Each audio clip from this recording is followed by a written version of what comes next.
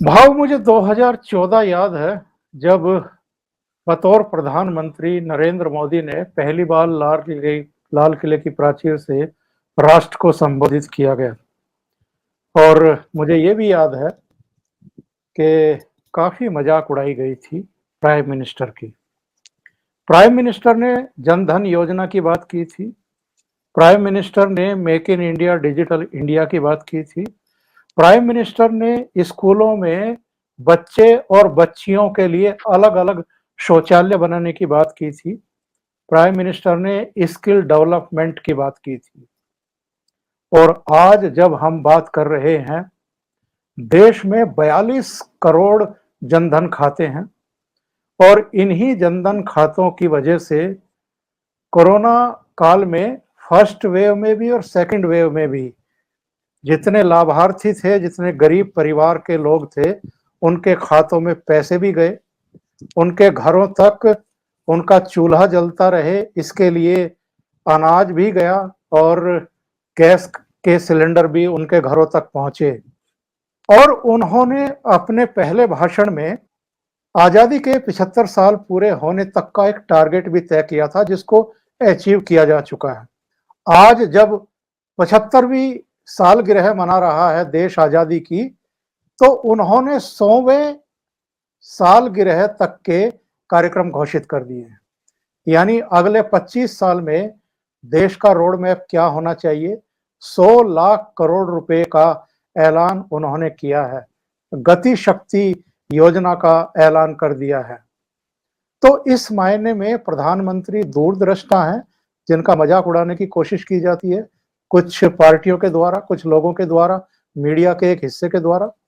नहीं, वो तो देखिए, जिनकी अकल कम है, जिनकी बुद्धि कम है, उनको इतनी दूर की बातें समझेगी भी नहीं है। देखो, एक बड़ा प्रोफेसर है, वो अगर आंगनवाड़ी के क्लास में लाकर खड़ा कर दो तो बच्चों को कुछ समझ में नहीं आएगा। और बच्चे तो ये जो मजाक उड़ाने वाले हैं, उनके भेजे में ही जो बातें आती हैं, वो सोचते हैं कि अरे ये क्या क्या प्राइम मिनिस्टर है।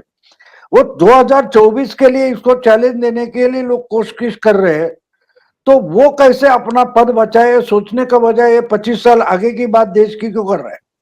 वो अपनी कुर्सी बचाने की बात करे। ये ऐसा पहला प्राइम मिनिस्टर है जो अपनी कुर्सी बचाने की बात ही नहीं करता। तो इसलिए इनके मन में जो क्या बोलते हैं आइडिया है पॉलिटिक्स की, कि भाई एक बार चुनकर आया तो बार बार कैसे चुनकर आऊंगा, इसके लिए क्या क्या करूंगा, ये सोच करना मतलब राजनीति है। तो मोदी इस ढंग से सोचते ही नहीं, क्योंकि उनको चुनाव भी नहीं लड़ना था। उनको तो जबरदस्ती से चीफ मिनिस्टर बनाया गया। जो आदमी दूसरों को टिकट बांटता रहा पार्टी की तरफ से, लेकिन खुद को टिकट भी नहीं मांगा कभी। 50 साल की उम्र होने तक पार्टी का बड़ा नेता होने के बावजूद ये कभी चुनाव लड़ा ही नहीं। तो आज भी वो फिर जीत कर आऊंगा, फिर टिकट मिलेगी, ये क्यों सोचेगा? बिल्कुल नहीं सोचता। और इसलिए इनकी जो डेफिनेशन है पॉलिटिशियन की, जो हमेशा फिर चुनकर आए हूं, फिर मुझे सत्ता मिले, यही सोचेगा, वो इनके लिए पॉलिटिशियन है। तो इनके हिसाब में, या क्या बोलेंगे, फुटपट्टी में, मोदी ये राजनीतिज्ञ है ही नहीं, इसलिए उसकी मजाक उड़ा रहे। नेहरू तो बड़े थे, नेहरू सपने देखते थे, लेकिन अपने लिए देखते थे। मेरी बेटी, मेरा पोता, उसका बेटा, उनका क्या होगा, इसको ये पॉलिटिशियन बोलते हैं। जो कोई जर्नलिस्ट आप बोल रहे हैं ना मजाक उड़ा रहे, तो उनके सोचने का तरीका है कि भैया तुम्हारी सोचो ना, 10 पीढ़ियां मजाक ऐसी करेगी, ये सोचोगे तो तुम पॉलिटिशियन हो।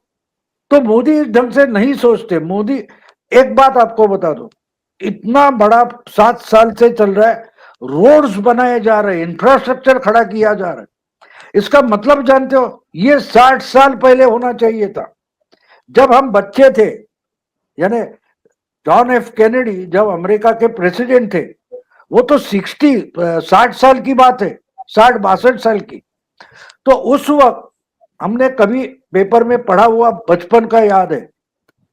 तो केनेडी ने एक बात बोली थी, वो कहाँ पढ़ा था मैंने, कि दुनिया भर से लोग अमेरिका आते हैं और ये अच्छे अच्छे रास्ते, पक्की सड़कें देखते हैं, बड़े बड़े हाईवे देखते हैं, तो सोचते हैं कि अमेरिका बड़ा पैसे वाला देश है, पैसे वाला रिच कंट्री है, इसलिए रास्ते ऐसे। लेकिन ये सोच गलत है। हमारे यहाँ रास्ते अच्छे, सड़क पक्की और बड़े लंबे लंबे हाईवे है, इसीलिए हम पैसे वाले हैं, क्योंकि जी इसी जी रास्ते ने हमको पैसे वाला रिच कंट्री बनाया है। ये केनेडी ने कभी बोला है? 60 के दशक में। उसको उसको अब जब 60 साल हो गए, लेकिन वो क्या बोले ये यहाँ नेहरू को भी पता नहीं चला, ना अगले लोगों को पता चला। ये समझने वाला आज प्राइम मिनिस्टर बना है। तो ये ने आने के बाद पहले काम हाथ में लिया इंफ्रास्ट्रक्चर। अब एक बात और बता दूं आपको कि रास्ते से क्या होने वाला है। रास्ते से क्या होने वाला है समझ लो आप। मैं भी हैरान हो गया था 1999 में जब अमेरिका गया, वो हाईवेज देखकर हैरान हो गया। और मैंने उस पर इंटरनेट पर बहुत इंफॉर्मेशन, तो मैं शॉक हो गया कि ये काम मनरेगा जैसा हुआ है। जब 30s में मंदी थी, रिसेशन आया था, तो लोगों के हाथ में काम नहीं था, तो उनको काम देना है, इसलिए बड़े बड़े हाईवे बनाए गए। जी जी तो हाँ, वहां जो रोजगार हमी जैसा काम शुरू किया और हाईवे बन गए। अब ये हाईवे पूरे होते होते सेकंड वर्ल्ड वॉर शुरू हो गया। तो अमेरिका में बहुत सारे कारखाने, कंपनियां थी, लोगों को कहते रणगाड़े चाहिए थे, पिस्तूलें चाहिए थे, बंदूकें, हवाई जहाज चाहिए थे लड़ने के लिए। तो उन्होंने इसके कारखाने बनाए। एक जगह स्पेयर पार्ट बनते, दूसरे जगह असेंबली है, तो हाईवे काम आ गए। और वॉर खत्म होते होते अमेरिका दुनिया में सुपर पावर बन गया, रस्तों से बनाए। जी जी आज मोदी जी 2014 के बाद रास्ते बनाते हैं। अगर मान लो कि ये 2060 में 70 में हो जाता, तो आज हम कहाँ होते, सोच लो जरा। अब ये जिनको समझ में नहीं आता है, ये किसको समझ में आता है? इनको आता है? बिल्कुल नहीं। अरे ये रास्ते में काम करने वालों को रोजगार नहीं है क्या? रोजगार बहुत है। आपके यूपी बिहार के लोग आके हमारे कोंकण में काम कर रहे हैं रास्ते पर, लेकिन हमारे वहां पढ़े लिखे बच्चे नहीं बोलते काम करेंगे।